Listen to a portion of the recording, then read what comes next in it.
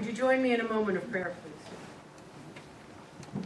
God, we've heard your word, we've sung songs, we've prayed, and now, please, let the meditation of all of our hearts be pleasing and acceptable to you. And may these words that I speak be changed to provide the message that your people need to hear. It is in your most holy name we pray. Amen. Amen. Although Paul is not my favorite author of the Bible, I do find that this story of him in Acts to be very insightful and helpful for us in today's world. As a matter of fact, I'd give him a gold star for this moment. And let's take a closer look, shall we?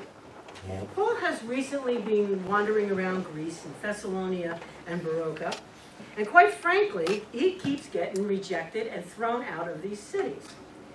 If I were him, I would be feeling perhaps a bit despondent, losing my passion for what I'm doing.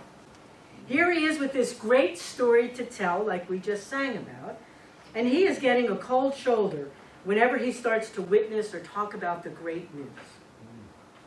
And we find him in Athens, and it appears that, that he has changed his approach a bit. He goes from hitting people over the head with a verbal hammer and threats of eternal damnation to one with a little bit that's softer, kinder, and maybe a little more insightful. It is a very smart maneuver on his part. In verse 22, it says that he stood in front of the Areopagus, which was a small hill where the judicial body met. And it reads, "Athenians, I see how extremely religious you are in every way." It seems like he might be buttering up the crowd, paying them a compliment, probably with a little tongue-in-cheek. But it was a new way to reach out to people. He mentioned that he was observing their elements of worship, their artifacts, and their altars. They must have been very proud that this stranger among them noticed.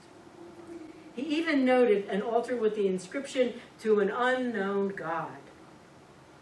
Now, he didn't get all huffy and puffy and tell them that they were on the wrong path. Instead, he met them where they were and commented literally on what he saw. But there was no judgment. He just said, "Hey, I happen to notice you're worshiping an unknown God." Once he made that initial contact, he then proceeded to tell them about the God that he has come to know. Not in a condescending way, but in a way that would allow them to listen without being offended. Not a finger-pointing kind of way, but in a passionate, personal way. He simply related his experience of the Creator that he had come to know. It is a powerful story all unto itself. When speaking out about our faith, it is not an afterthought, but a driver. And we are told in the next several verses that we didn't get to read today, that he was successful. Because it says, when they heard of the resurrection of the dead, some scoffed, but others said, "We will hear you again about this." At that point, Paul left them. But some of them joined him and became believers, including Dionysius and Damaris and others. So he was successful in getting the word out. In this short story, we experience his new approach, but we also witness what the crowds dedicated their lives to. What had meaning for them, what they spent their precious resources on. Building altars, forming idols. But Paul gently tells them in verse 24, "The God who made the world and everything in it, he who is Lord of heaven and earth, does not live in shrines made by human hands, nor is he served by human hands, as though he needed anything, since he himself gives to all mortals life, breath, and all things." Very powerful words. This is a good time to ask ourselves about our own worshiping. What is it that we put stock in? What do we dedicate our lives to? What or who do we worship? This is a tough question, not only for us, but for others. And sometimes it's easier to see where others go wrong than it is for us to see that in our own lives.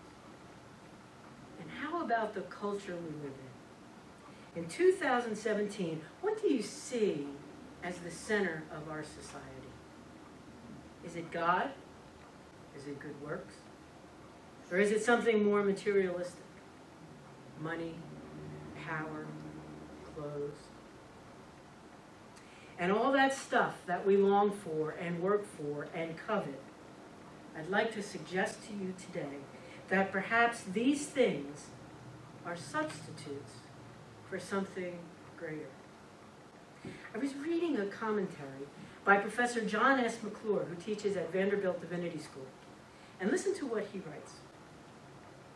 It is one thing simply to lambast all idolatry, and another to think carefully about what a particular form of idolatry represents in terms of human aspiration, and to identify theological and evangelical possibilities within this aspiration. For instance, if that didn't make sense to you. For instance, the idolatry of consumerism, considered carefully, could indicate a deep desire for future fulfillment, because consumers are always purchasing the next best thing, end quote. I had never thought of that before, to be honest with you, in that such depth. What do the things we crave, and perhaps even worship, say about the need that is inside us? And I'm not here to say that what we crave is wrong, but I'm saying it's absolutely a way to get at what is missing inside of us, to give us a hint. Could money really be that deep need for security? To know that we can be self-standing on our own 2 feet? Could power, where we control everything, really feel the whole of our unworthiness? The list could go on and on.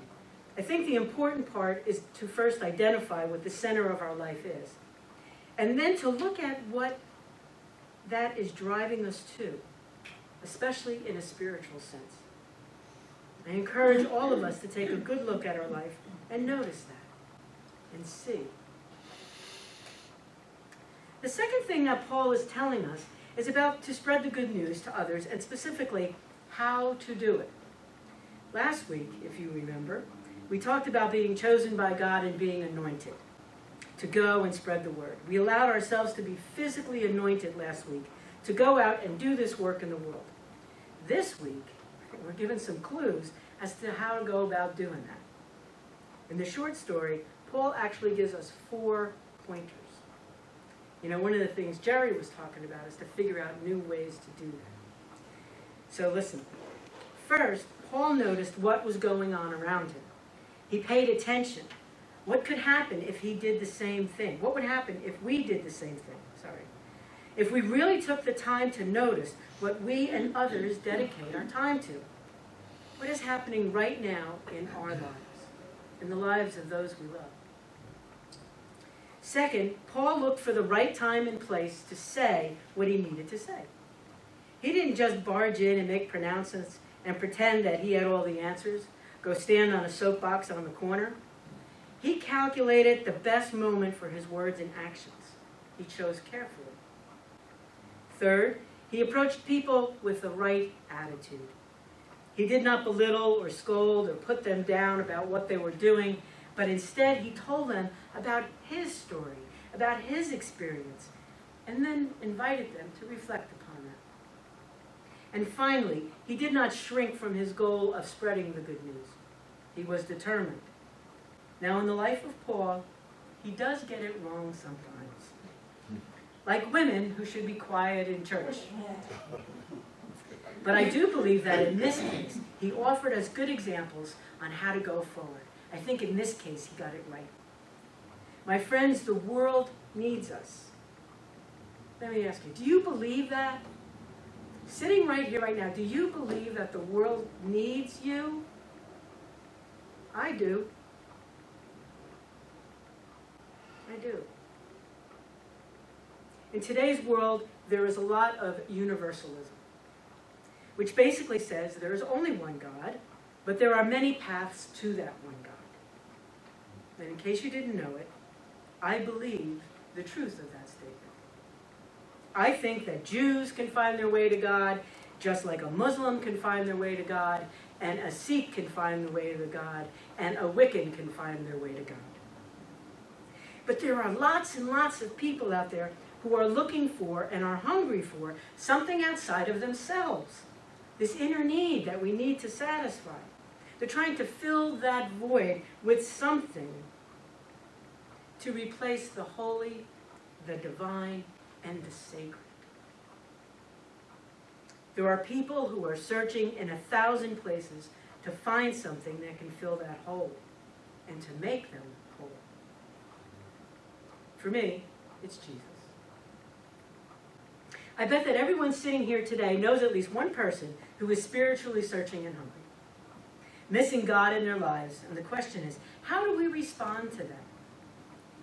People may not even realize it, but we have something to offer. We have the good news. So we need to share it, just like Paul did, and in the easy way that Paul did. Now, this is not just about evangelizing. It is about our own spiritual journey as well. This is really important. It's just not about going out of these doors and talking to other people. It must be about our journey as well. We need to continue to grow in our faith. We come here every week to worship at Holy Redeemer, and I hope that you find this place to be a source of joy, of spirit, of deep connection to God, but also to be a place where you can grow spiritually. If that's not happening, we need to take a step back. One of the best ways to do that growth is to interact with one another. Sometimes that's the hard part.